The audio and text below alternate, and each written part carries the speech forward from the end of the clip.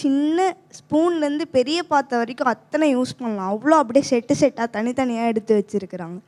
அப்படியா? என்ன அப்படியா? வாரம் அமைச்சரே வாரம். வீட்டில் இருக்கிறதே 3 பேர் தான்.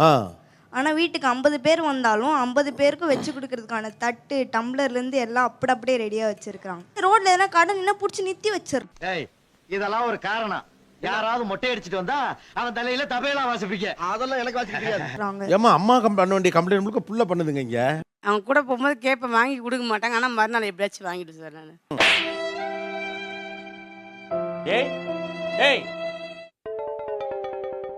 கவுண்ட் ஷாக்கிங்காக இருந்தது சார். ஷோக்காக கேட்டாங்க எவ்வளோ பாத்திரம் வச்சிருக்கேன். 1000க்கு மேலே பாத்திரம் வச்சிருக்கேன்னு சொல்கிறாங்க சார். போதும் லிஸ்ட் பெருசா போய்கிட்டு இருக்கு. இப்போ இந்த பொருளை எல்லாம் உங்க பொண்ணுக்கு கொடுப்பீங்களா மாட்டீங்களா? எங்கள் பொண்ணுக்கு தான் சார் மொத்தம். எல்லாம் அவங்களுக்கு தான். எல்லாமே அவளுக்கு தான் சார். பொய்யா? எந்த பயனும் இல்லை. நம்ம கடையில் எவ்வளோ பாத்திரம் இருக்குண்ணே? நம்மள ஒரு 3000-4000 பீஸ் இருக்கு சார். கடையிலே 3000 தான் இருக்கு.